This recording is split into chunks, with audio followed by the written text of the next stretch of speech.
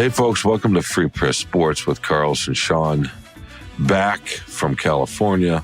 Carlos back from California, me, by way of Altoona State College, Pittsburgh. You went all over the country. Well, central Pennsylvania, I didn't quite get far east enough to get into Amish country. But the part of Pennsylvania is beautiful. Didn't you take an Amish buggy back from State College to Pittsburgh to catch your flight? Or yeah. Was it like a sequel to Witness? I could, no, that was a little, that's closer to Philadelphia, but what, in Lancaster County, I want to say. But yeah, Witness, what a great movie. In any case, we are back in the cool, I guess Pennsylvania was cold too, but for you're back out of the warmth where you grew up in Southern California, where the Lions beat the Chargers on a last-second field goal, and of course, I was at Penn State, Michigan, where they ran the ball 32 straight times because Penn State, I don't know, couldn't adjust. And they just counted on, hey, we can run the ball, and James Franklin is going to make some poor decisions. And he did. And in that combination, one, of course, Jim Harbaugh wasn't there. There's a hearing Friday in the Washington Circuit Court to decide, Michigan's trying to keep the Big Ten from keeping it, they suspended Jim Harbaugh for 3 games. They want an injunction to stop the suspension, arguing they don't have grounds or authority within the contract. So that's coming this Friday. Then Michigan plays at Maryland. We're going to get into all that in the second segment of the show, but we want to stay in California, as it were, or maybe back in Detroit, because the Bears come to town Sunday, right, Carlos? That's right. Yeah, and the Minnesota Vikings keep winning, and the Lions got through their bye and looked healthy for the first time offensively. They didn't look healthy; they were healthy.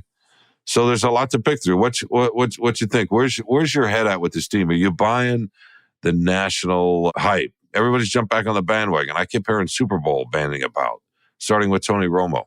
Do I buy the hype? Yes and no. Yes, because this team has a lot of potential. If the defense can live up to what it needs to do, not be spectacular, but just be good enough, not allow games to get out of hand like this, not get into shootouts. I think that this team, they can get to the Super Bowl. They can win the Super Bowl.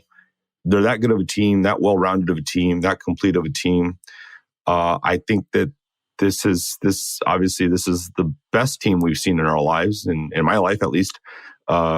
Living here, I mean, the Barry Sanders years were pretty good too, 30 years ago. But this is, to me, the best team by far. And it just can't have the defense hobbling them, because we'll get into this in a minute, but it could have been a very, very different national narrative. Although typically, and here's the one thing about the media, folks, I'm gonna give you some truth here. A little inside baseball is, when a team like the Lions, a lovable loser forever, kind of a joke, when it does well, it's the hot thing, and the national media gloms onto it because they want a new story, right? If the Lions had lost, they just would have ignored them. It wouldn't have been like, oh, the Lions are frauds. It just would have been ignored. But it was such a dramatic win, going for it on 4th and 2 and all that stuff, that it's an easy story to root for. Dan Campbell's a fun, interesting guy to root for and talk about. So I think it's a bandwagon thing, but I think the national media is typically a bandwagon entity. So I'm not sure that really matters that much. They'll glom onto something else next week. They'll entirely, the Lions will play, and also don't forget it was LA, it was a later game, all that stuff. When they play the Bears, nobody's going to care, because if they beat the Bears, like, yeah, you were supposed to beat the Bears. If they lose to the Bears, like, okay, whatever. You don't hear people piling on the Lions unless it's a big meltdown. So yeah, national hype, whatever. It's its own thing.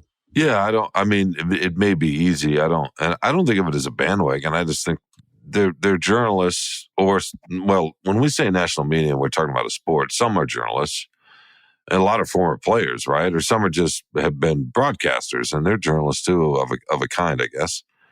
But so it's a mix of people. But I don't know that it's because it's easy. I think it's just they go where the story is, and every year there's a couple of, like you said, you get a narrative, you get a good story. People want a good story, and it's really not any more complicated than that. The Lions are a good story because of what you said, right?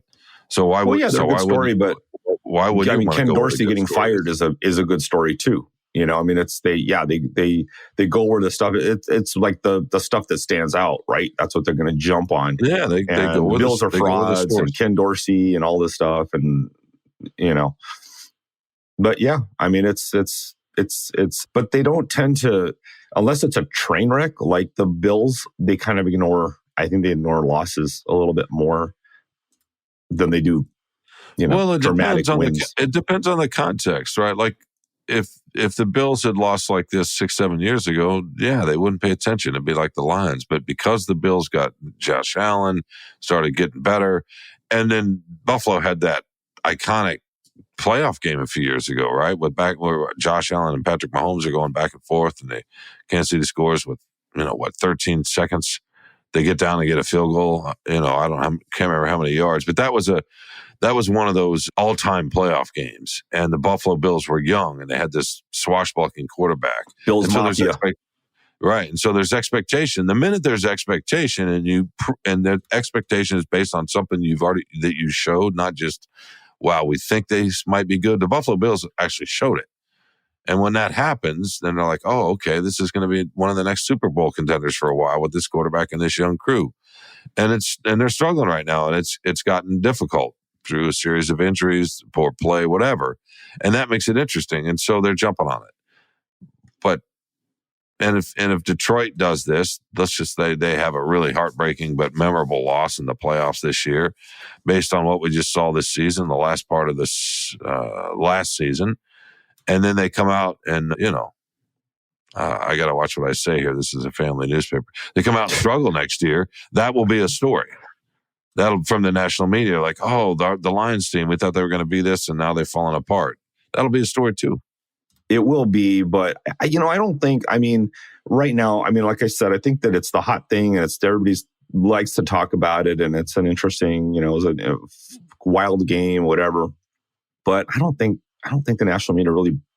I mean, there's still 8 games left, but I don't think the national media as a whole, and even analysts and everything, I don't think they really believe the Lions are going to get to the Super Bowl, that they're an NFC championship, NFC game contender. Like, I don't think that's the expectation nationally, even locally, just because they've never done it. They've never come close. Well, I mean, they've been to an NFC championship game, but they haven't done it recently, certainly not consistently. So I don't know if they flame out. I mean, I think if they lose in the first round of the playoffs, yeah, that would be a disappointment.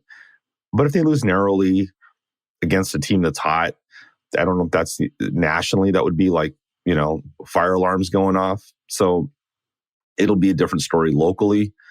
But, it all depends, right? You're right, the context. If the Lions limp to the finish and the Vikings, roared back, or whoever, the Saints or whoever it is grabs that last wild card, and Lions are playing them first, and there's injuries and so, whatever, St. Brown's kind of gimpy, whatever. Yeah, I mean, that'll all matter. But I think for a week, for sure, the Lions are one of the more interesting outcomes on Sunday. So it's good for them. It's good. It's good that expectations are being raised, and they've actually shown they've handled them pretty well. So, now they have to get through. It's actually not the hardest part of the schedule here. It's not too bad. It's not as easy as it used to look a couple of weeks ago, but no, it's not. Not with Denver. It's there for them. Right? It's there. I mean, there's really you can't ask for a better situation here in the second half of the season. No, what, they have 8 games left, right? They're 7-2. And 4 of those games are against. Don't you hate these 17 games? Like, it was so easy, but 16 was so easy. Now it's like, okay, you got to do some math. You get the odd number. But let's just consider this for a second. So they got 8 games left. 4 of them are against teams that are going to be tough, right? I mean, twice against Minnesota. Denver was playing much better. They just went into Buffalo and won. Speaking of the Bills and the Cowboys, who have your Cowboys, who beat the Giants. No, I know it's just, I think they beat the Giants. It was just the Giants, but 40-something. They crushed them. 3 yeah, whatever. No, and they have played. I mean, I know they had the tough loss where they kind of got run off the field against the 49ers a month ago, but they have looked good.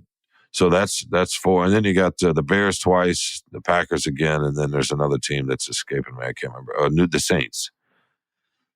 The Packers should be chalk that up, right? The Bears here, definitely. I mean, could it get a little fluky, dicey at Soldier Field in a few weeks? Maybe.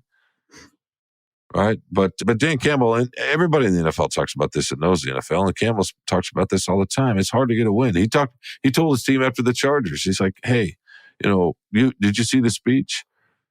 Oh, it's hard to get a win in this league. No. We're going to take a win. We're never apologizing for a win. The implication was because they gave up 38 points, right? They didn't. Part of the fan base was disappointed with that effort. Rightly so. 38. The Chargers scored touchdowns on 5 straight possessions.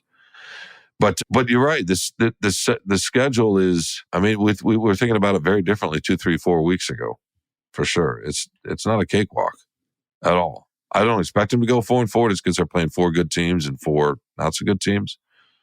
But what do they need to go? Probably 6-2. That probably gets them the division. That would almost certainly give them the division if they go 6-2, right? 13 wins. Oh yeah, for sure. I mean, that's a lock for the division for sure. I mean, there's no way the Vikings can, and they have a tough finish, Minnesota. So yeah, if the Lions don't win the division, I mean, something has to go horribly wrong for that to happen. But yeah, I think the Chargers do have a good offense, and they got your favorite quarterback. So that's you expected them to score points, but you thought that these kind of scores were kind of behind them. The Ravens game was, everybody I think chalked that up as an anomaly, and something was weird, and it was terrible on both sides of the ball. So it wasn't just the defense that stood out. But now it's, 2 of these games, both giving up 38 points, 2 in the last 3 games, and luckily they're not facing offensive juggernauts in the next few games at all. So they should be able to stem the tide, but you can't, it's funny, Shawn, because, being around a lot of the fans, flying back, everybody's so excited and happy, and they would acknowledge. I mean, everybody said this is such a fun game. People kept saying great game. It's like, this is not a great game. This was a fun game, but it was not a great game. Giving up 38 and basically, roll to the dice of who was going to end up with the ball last. If you make that, 4th and 2, whatever, it could have gone either way. And, people think of football, I think, as primarily an offensive game, and they love scoring and all that. But you looked at what they were doing defensively, and this has been the last 2 years. It's been at least the last year. Last season has been their Achilles heel, has been the defense, and you can't just write that off. And Dan Campbell does a good job of excusing Aaron Glen's deficiencies and the defense's deficiencies, and Brad Holmes. And that's the tricky part, right? Is he can't lay too much blame, because Brad Holmes didn't do a lick during the trade deadline to help the defense. And Aaron Glen, who they're friends and he really respects him, is really not living up to what he should be doing. He's gotten a lot better, but it's not been a roaring success in year 3 under Aaron Glen. So there's a lot of sensitivity there. This is why he's saying stuff like, we gotta, we're not going to excuse, or we're not going to apologize for a win. Like, yeah, maybe not, but you got a lot of stuff to fix. You got some concerns here, and the Lions are going to face good teams in the playoffs. They're not going to be able to get away with winning shootouts, all the time. So this something. It's a concern. It should be a deep concern for them. Well, the personnel is just not there. I mean, you can talk about Aaron Glenn all you want. Look at the personnel Ben Johnson's got versus the personnel Aaron Glenn's got. Right? Yeah, he's got a 4th round receiver who's their starter. No. You're not going to do that. You're not going to. No, you're going to stay in reality here. Ben Johnson is the 2nd best offensive line of football. He's got a stud rookie tight end. He's got the best slot receiver in football. Right? He's got the best running back room in football. right now with the way Gibbs is playing and the way as long as Montgomery's healthy. He's got one of the quarterback, and he's got one of the best 5 or 6 quarterbacks in the league, who is as accurate who has as accurate arm as there is in football. Who made him that? He's got. You think Goff just did that? Who made Goff's accuracy? He was the number one player. No. Who made him a good quarterback? Who made him one of the 5 or 6 best quarterbacks? Anthony Lynn didn't. No, but the coordinators did. matter. The coordinators put people in positions to be successful. No, of course coordinators matter, but look at the difference in talent. They've got, now that they're healthy, they got the second best offense in the league. They have playmakers everywhere, and maybe the best offensive line when they're healthy, but certainly the second best. And if you don't think that makes a difference, and you don't know football at all, it makes an enormous difference. Now look at what Aaron Glen has to work with.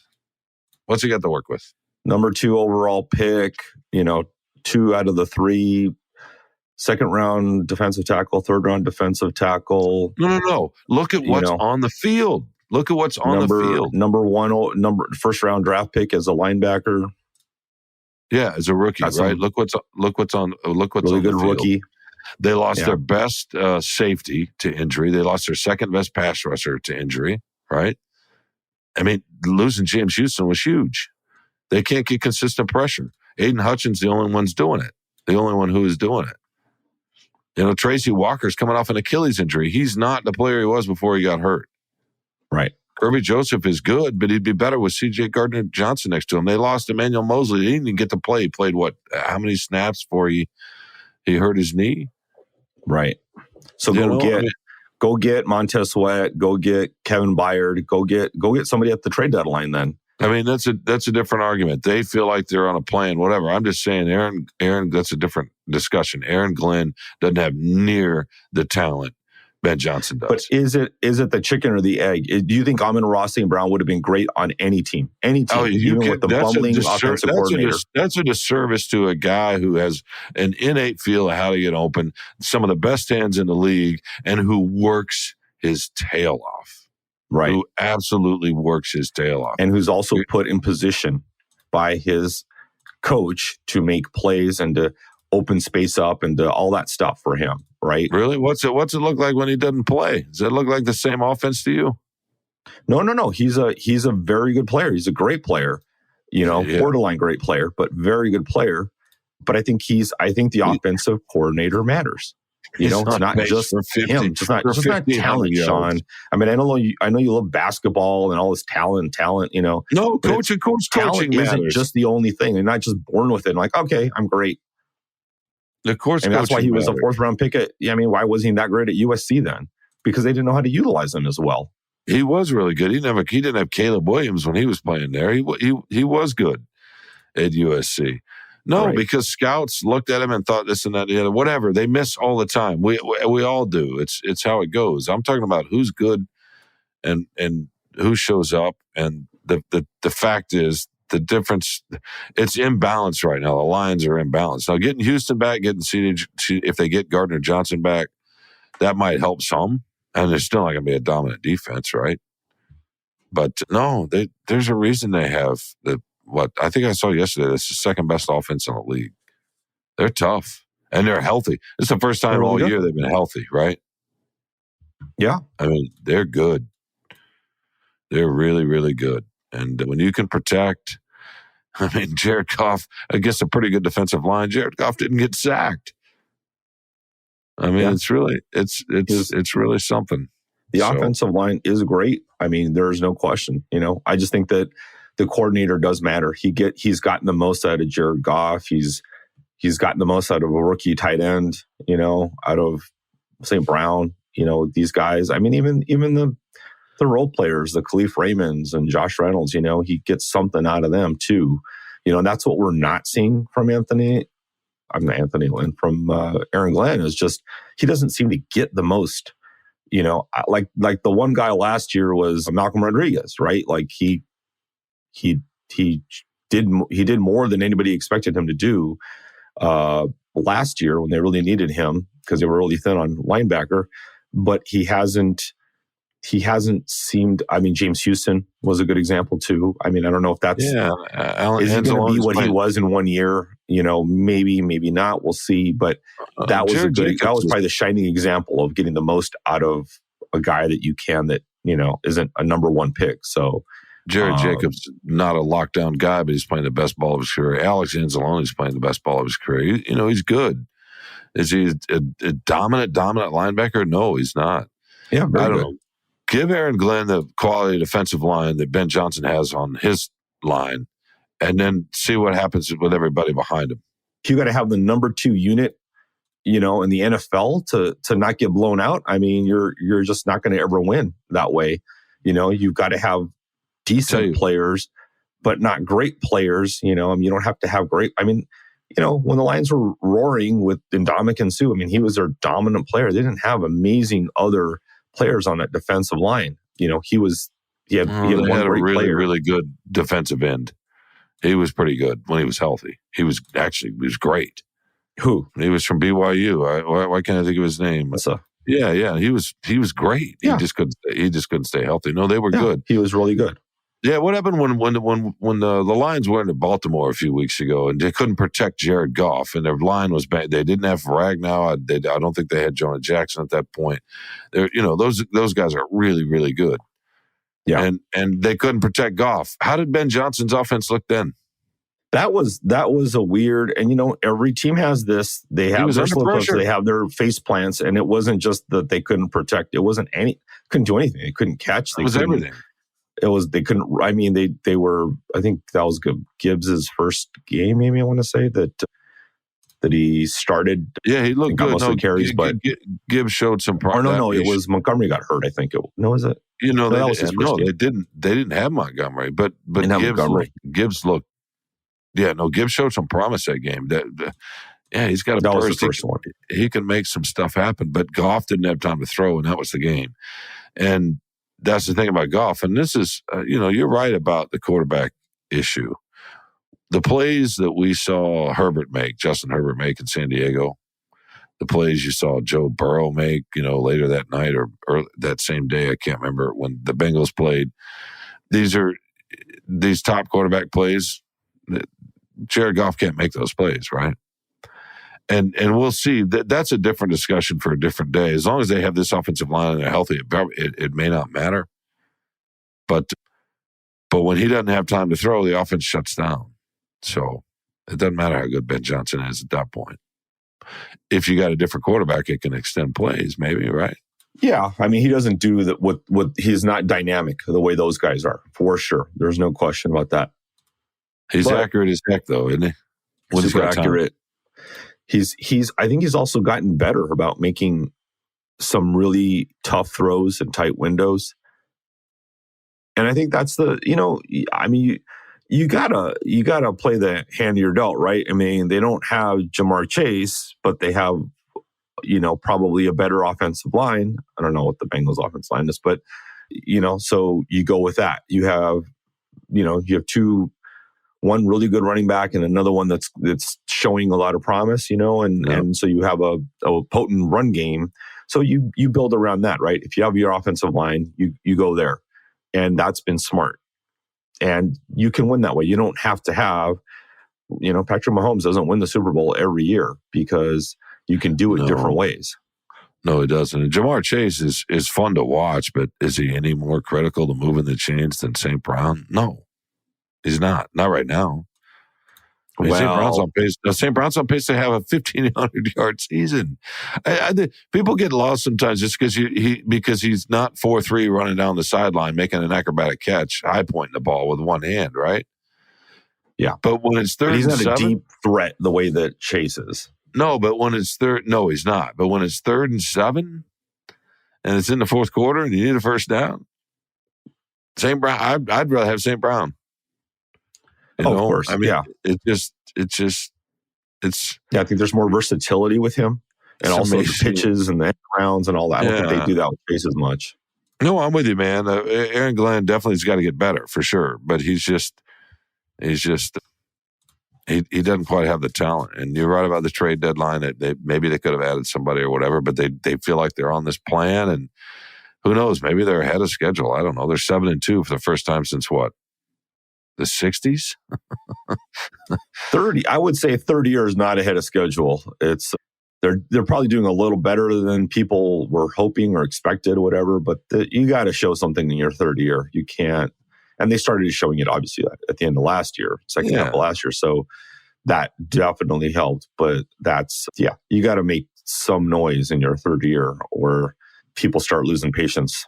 No question. Let's take a break and we're going to come back and talk about, is there a family relation between you and Ben Johnson? Is there some kind of, I would like to know.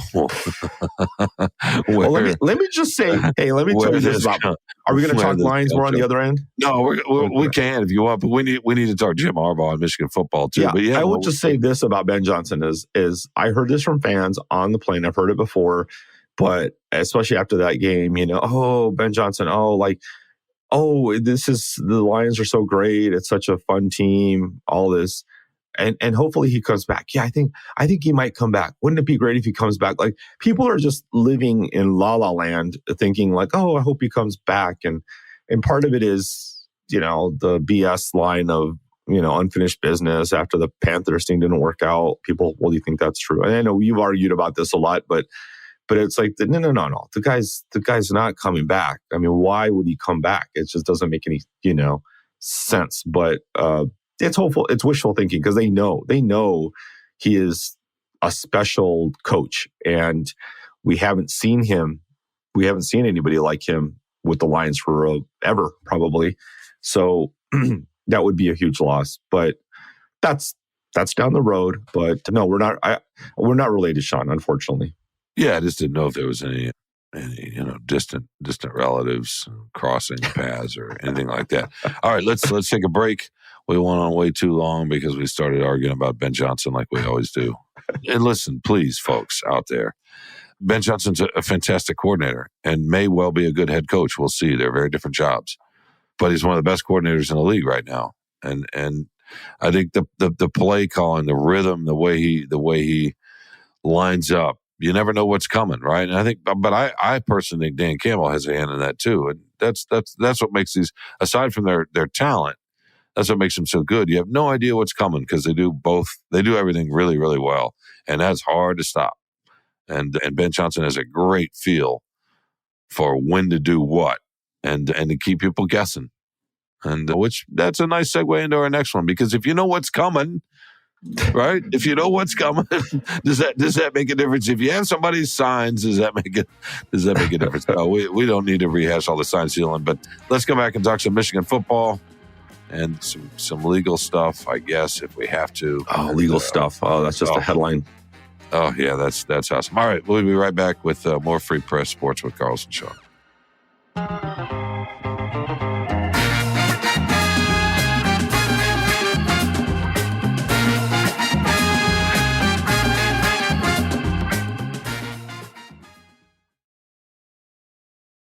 Well, welcome back to Free Press Sports with Carlos and Shawn. I don't know, Carlos. I can't believe everybody's out to get Jim Harbaugh in the University of Michigan. And poor coach. By the way, is he still alive? Is he still alive? Yeah, I mean, I don't know. It acting like something really seriously happened to him. The community. It's just because you weren't there on Monday. You're always there on Monday to appease him and listen to his press conference, and so you weren't there this Monday, Shawn. So that's fine. You don't know if he's alive or not. It's like if you weren't there, it didn't happen, right? No. It's just the community is acting like he's been, something happened to him, like he's never coming back. You know what I mean? No, I don't know. He's got a court date Friday to see if he can coach. The Michigan plays at Maryland on Saturday, then back in Ann Arbor to finish up the regular season the following Saturday against, of course, Ohio State. And we'll see what happens. But what do you make of all this? Huh? This is just silliness at this point. Do you, or do you feel like people just don't? The football community, the coaching community, just doesn't like Jim Harbaugh, and that's partly what drove this. Calling up Big Ten Commissioner Tony Petitti. What do you think is going on here? And by the way, they beat Penn State without him. Yeah, that's Can you win Coach of the Year if you're actually not coaching? Like half of the games or whatever. I mean, I don't know. That'll be super impressive.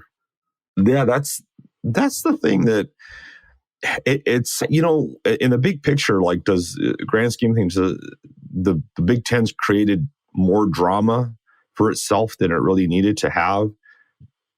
It's become not quite a laughingstock, but kind of it's cast itself into a position of polarizing, being a polarizing entity, because you have a lot of Michigan fans, you have a lot of people in, I have to say, in college football in general, who like what Jim Harbaugh is doing. The kind of, it's coming off as a maverick style, us against everybody. And that resonates, I think, with a lot of football fans, even if you're not necessarily a Michigan fan. And the Big Ten seems like almost government overreach in some way, doing this kind of a thing and handing out this kind of penalty at a crucial part of the season. I have no dog in this fight, and to me, it seems that they win a little bit. I don't think too far, but too fast. I don't like that they're going to very possibly, if they lose to Ohio State, it's going to be seen as the Big Ten took the Big Ten title away from Michigan, and maybe helped, maybe not quite scuttle their championship hopes, but certainly made it more difficult for them to get there. So that's what I don't like. It's almost like an umpire deciding a game in a way, And obviously, we heard all about all the pressure from the Big Ten coaches, and like you said, Shawn, it's true. It's like Harbaugh has done himself no favors. This is the price he has to pay for being a mavericky guy, going his own way, not caring what people think or say about him. There are consequences to that. And talking about other people cheating, implying that you're other people cheating and seeming hypocritical and self-righteous and all that stuff. Yeah, those are the two big ones. Yeah, those are the two big ones. What do you think? Is this just? I think it's reasonable. We can debate all we want about whether was it an advantage, because you can steal signs, right? That's perfectly within the rules. It's just the advanced scouting and the way you got them. But this guy running this elaborate scheme for 2.5 years, was that an advantage or not? I don't know. You can debate about it. All I know is it goes against the spirit of the competition. It just does, and it plays out. The way it's playing out outside of Michigan, and away, there are Michigan fans everywhere, obviously, but outside of this state, and as long as you're not an alum or a fan, it's playing very differently. I got a text from an old friend who's sort of a football guy, not really, but he texted me last week. It was after the Penn State game, and he said, "Do you think that Jim Harbaugh got his idea to steal what was coming, to steal plays and signs from a Brady Bunch episode where Marsha..." I mentioned it on the podcast. I said, they steal a fake playbook. Yeah. Yeah. Right. And it's just that idea. that could be true. He watches a lot of Judge Judy. He watches a lot of TV, right. So he was my buddy was being silly, but he lives in Texas, and I was asking him, what's the perception? He's like, the Michigan's a bunch of cheaters. I just think that's the perception of people that vaguely follow college football around the country. Yeah, for sure. And that's too bad for these players. They're going to be labeled. There's a stain on it. I don't think the players will be labeled. It's Harbaugh was going to be labeled. No, for sure. But people, no, not individual players, but that's how it's going to go. It's it's Michigan, and you don't make the distinction. At this point, they're seen as cheaters. And that's too bad for all of them, for most of them, right? Did Harbaugh know? Who knows? And I don't want to sit here and speculate. It makes some sense, and maybe we talked about this last week. I can't remember. Doesn't it make some sense that the Connor Stallions was getting a lot of praise for the level of material and information he was bringing, and knew that he was breaking rules? And why would he want to tell the staff, "Hey, this is how I'm getting the information"? I can see some logic to that, right?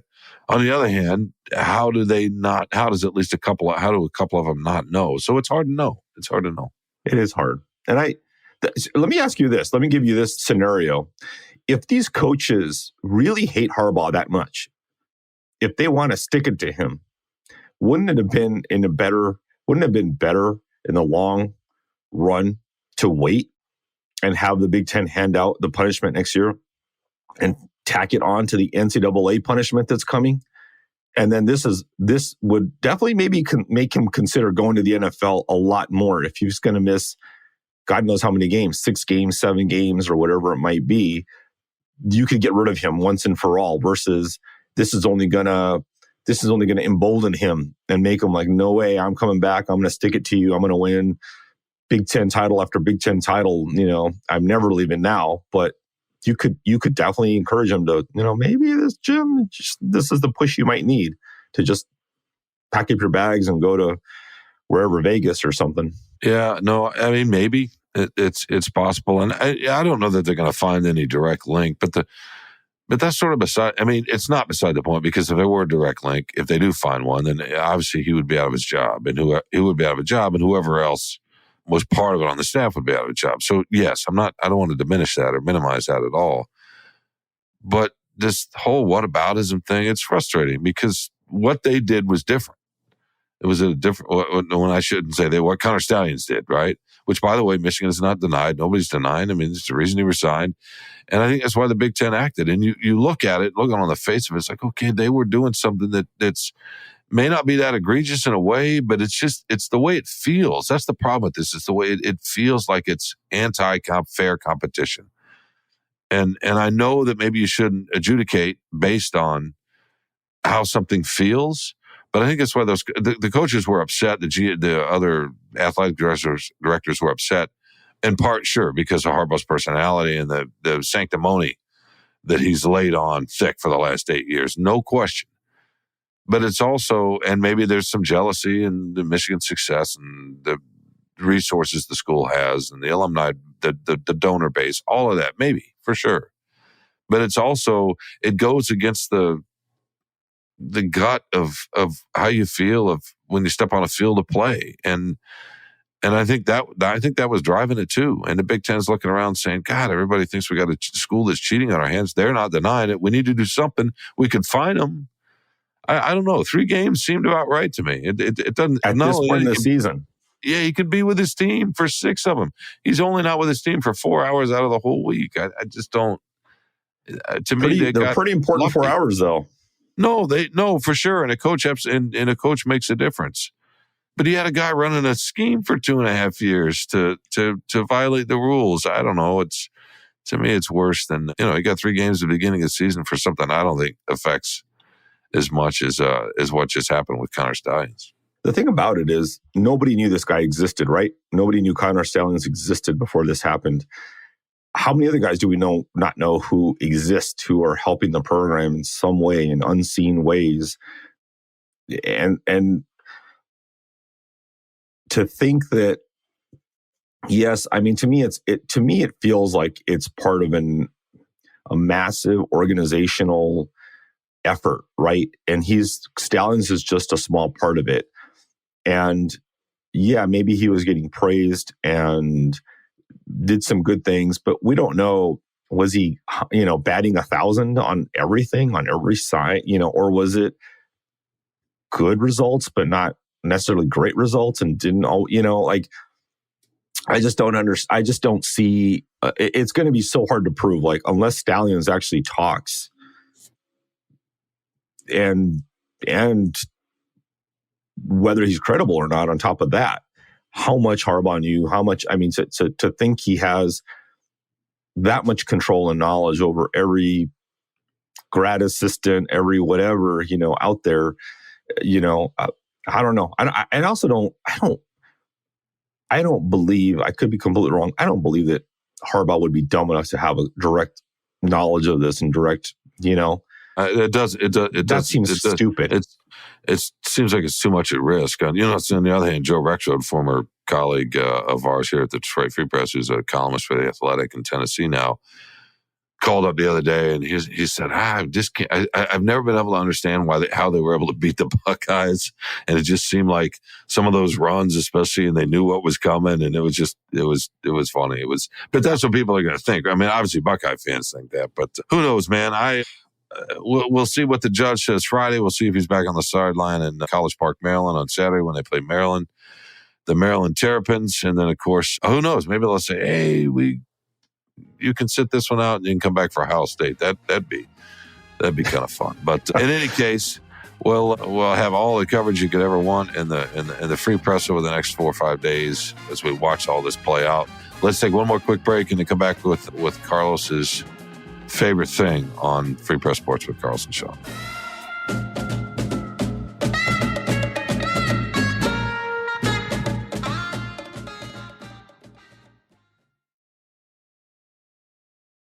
Welcome back to Free Press Sports with Carlos, Los, as he likes to call himself, and Shawn. That would be me. And I think it's time for the favorite thing. And I'm fading, it sounds like. I think I've tried to have enough energy. It's been, It's been a whirlwind tour of eating your way through LA, so I don't blame you. It's been a fall, that's for sure. All right, what's your favorite thing? And 10 words or less. Favorite thing is kind of bittersweet, kind of a little bit sad. That's 8 words. 8 words. That's it. I'm done. When we were in LA, grew up there. My wife and I met there. We have a lot of friends from there that we've kept in touch with for. Gosh, we've known them for more than 30 years. And we saw a couple of them, and they're both journalists, and they are both longtime editors at the LA Times, and they lost their jobs recently because the Times had to go through some cost-cutting measures and eliminated some positions. And it's really hard, our heart hurts and aches for them. Late career journalists, not that far away from retirement and having to scramble. But this is what happened. This is why we left Los Angeles in 1999, was because this was happening, the consolidation of newspapers. It was actually, LA was not a bad newspaper town. They had several pretty good newspapers. And in fact, I remember there was a paper called the Herald Examiner in LA in my first year in college, my first semester. It folded in 1989, and my first college journalism teacher said, just, hey, remember, you can tell your kids one day you were around when downtown LA had 2 downtown metro big papers, and it just kept getting more, as conglomeration happened and all this. It basically, you have, for newspapers, it's really 2 newspapers. It's the LA Times and the chain that owns all the other ones, Orange County Register, LA Daily News.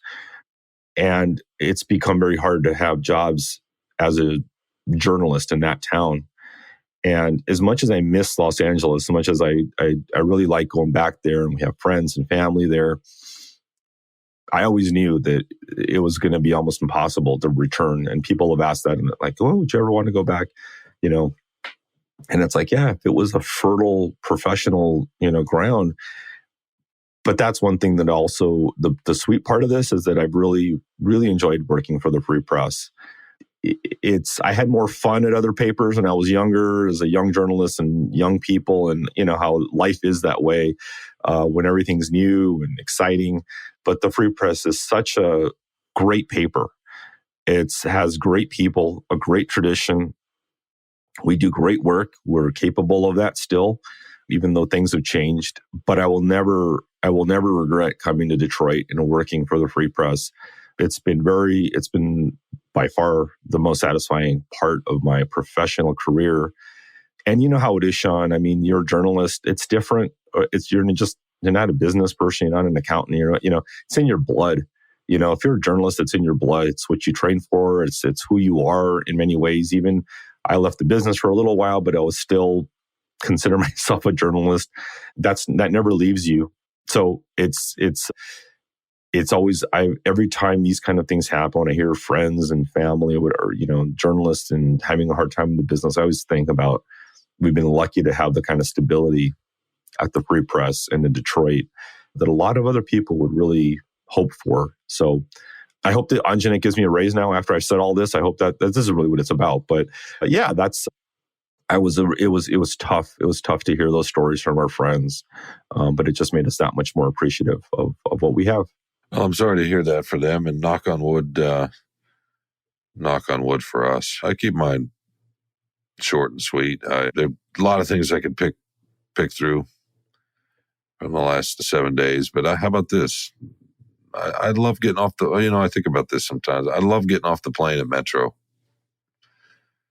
I like getting on the plane at Metro too, because I like going out and seeing the world, but I love getting off of it. And it's the best airport in the country to me. The rankings show that. They back that up, although it gets nicked for food, but we don't have to worry about eating there so much, do we? Because we live here. If you're using that as a layover airport, like a lot of people do say to travel to Asia, then maybe that's a little bit of a different story. Not that the food's not bad, but it's funny. It's whenever I see the Metro get nicked in the rankings, because it's almost always wins the top airport in the country, it's because of the food. I guess it always comes back to the food. But I love walking off the plane. I like out into that glassy open air and just being home. And it's an airport that we can take pride in. It's a beautiful place, and just it's nice to be in it, and it feels good. But nothing feels better than when you get home. And even if you had a hard time leaving where you were, by the time you've gotten flown and gotten in your head around leaving where you were, you get off that plane, and it's comforting. And I got to do that late last night. That would have been, for the listeners out there, Tuesday night. And I just never get tired of that feeling. So that was my favorite thing. It's good. Welcome home, Shawn. It was a long trip for you too. Yeah. It's a lot of writing. Not that, hey, that's what we do, and I'm grateful to be able to do it. Oh, Dave Burkett would have your head on a platter, a lot of writing. Well, it is. I mean, they're longer pieces. For us, yes. Yeah. It's a different kind of writing. But in any case, all right, it's good to see you, man. I'll see you Sunday at least, right? For the Bears? Oh, yeah. Bears. All right. We want to thank you all again for tuning in, for listening. Oh, by the way, darn, I meant to mention this. We'll have to do this next week. I got another reader who talked about the salsa, and I wanted a different form of salsa. I wanted to read that one too. We'll do that next week. And perfect. And I got to figure out a way to send out the podcast. It got me to thinking, though, maybe we can share that kind of stuff here and there, because people seem to be interested, and it'd be fun to hear how it turns out for folks. So, all right, man, I'll let you thank the people that we need to thank on the masthead. Yeah, we have to thank producer Robin Chan and co-executive producers Kirkland Crawford and Anjanette Delgado, and Free Press editor Nicole Avery Nichols. But most of all, Shawn, we have to thank who? The listeners, obviously. I think we already thanked them. God, they're ingrates already. I mean, come on. People we thank, dude, do we really need to thank you twice? No, we're grateful for any time you spend with us. Obviously, you find us wherever you find your favorite podcast. The main thing, though, is to subscribe, rate us, and rate us. That helps. Tell us what you think, but mostly subscribe. You want to give us 5 stars? We're not going to argue at all. Carlos, it was a pleasure, as always. It's good to see you, my bud, and I look forward to seeing you Sunday and rejoining the readers, listeners, viewers. I think we do have some viewers after the game, after the Lions-Bears games on Sunday, right? That's right. We'll do another quick update after the game. Okay, sounds good. All right. Until then, thanks, and we will return with more Free Press Sports with Carlson Shawn.